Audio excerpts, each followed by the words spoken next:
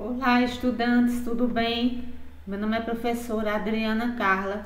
Nós vamos dar início à aula de tectônica das placas.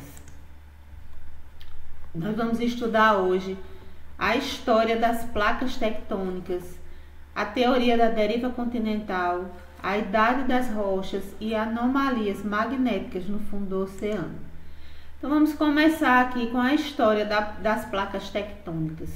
Então essa teoria ela é relativamente nova, ela foi colocada aí no fim da década de 1960 e revolucionou o conceito sobre a dinâmica do nosso planeta.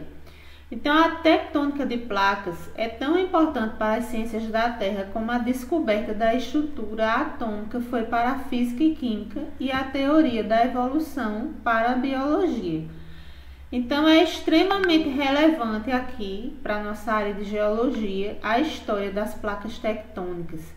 A tectônica de placas explica questões que têm sido especuladas por séculos, tais como por que os terremotos e erupções vulcânicas violentas ocorrem em áreas específicas ao redor do mundo. Então é bastante interessante que a gente descubra por que ocorrem esses eventos em variadas partes do mundo, inclusive para prevenir acidentes.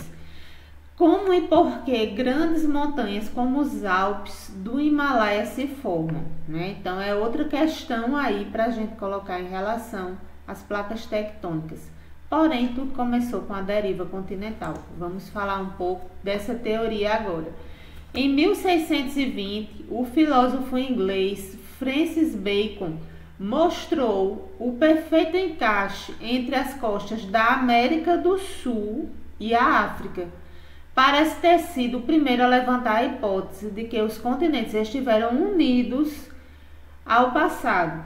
Então a gente vai observar aqui figuras da América do Sul e da África, como elas parecem um quebra-cabeça, né? Como elas parecem de fato que eram unidas antes. Já Alfred Wegener, cientista alemão que se dedicava aos estudos da meteorologia, geofísica e astronomia, baseou-se na observação dos contornos dos continentes e do conteúdo de fósseis e propôs, mais ou menos em 1912, que os continentes estariam aglutinados em um megacontinente chamado Pangeia. Certamente vocês já ouviram falar também dessa teoria de Pangeia, que teria se quebrado nos dois supercontinentes chamados Gondwana, que seria América do Sul, África, Índia, Austrália e Antártida, e Laurásia, que seria América do Norte e Euroásia. Então aqui a gente tem uma figura do que seria essa condição diante dessa teoria, não é? Aqui a gente tem Pangeia, que são os continentes unidos, Laurásia e Gondwana, que já estaria separado, e hoje o mundo moderno, como tal qual é, com essa possível separação.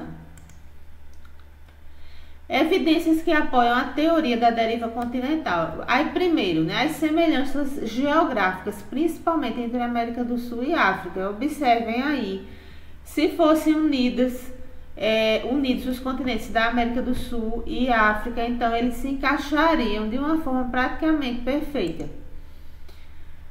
Também a distribuição de fósseis, que é muito semelhante nesses continentes, e a glaciação perbocarbonífera somente no hemisfério sul. Então a gente observa esse evento também, que nos dá essa evidência da teoria da deriva continental. Segundo Wegener, os continentes eram massas e boiavam sobre o mar. O movimento acontecia por deslizamento dos continentes sobre o fundo do mar. A teoria da deriva continental não foi aceita porque Wegener, mais ou menos em 1915, não conseguiu responder como as massas continentais teriam se movido sem haver ruptura, ou seja, que tipo de forças seriam fortes o suficiente para mover grandes massas rochosas por grandes distâncias. Foi esse o grande questionamento. No final da década de 50, surgem novas evidências da teoria da deriva continental. Então, o que é que essas novas evidências trazem?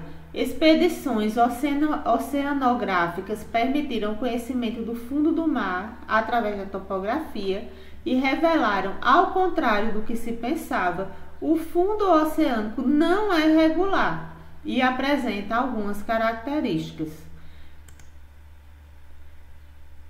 Outra evidência seria a idade das rochas. Não há sedimentos com idades inferiores ao Jurássico. Então, aí prova também que possivelmente o mundo antes era unido, como mostra ali aquela figura de Pangeia. A partir dessas evidências, no início de 1960, o pesquisador Henry Hess propôs, por pura especulação, que o assoalho oceânico estava expandindo. Quer dizer, ele estava em movimento. A hipótese de expansão do assoalho oceânico deixou de ser especulativa e tornou-se uma evidência conclusiva quando, poucos anos depois, Fred Vine e D.H. Matthews descobriram que o campo geomagnético inverte a polaridade. Então, aí sustenta também, mais uma vez, essa evidência da deriva continental. Anomalias magnéticas no fundo do oceano.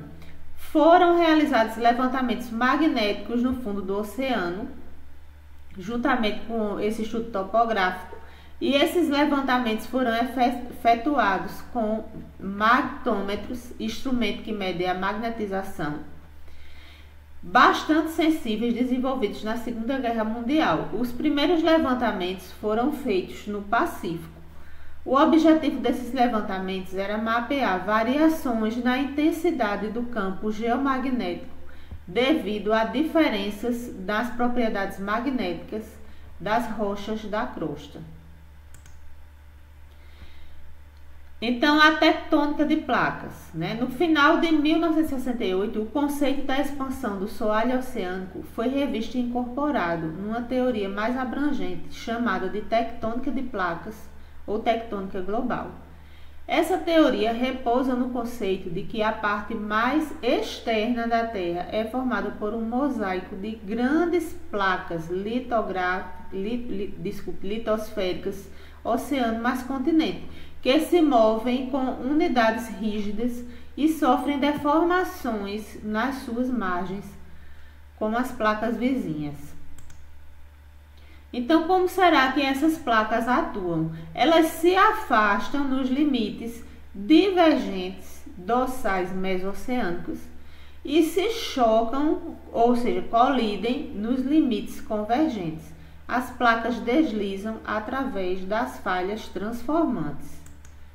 Então, a gente espera que você tenha aprendido um pouco sobre essas teorias e em relação às placas tectônicas, e até a próxima aula.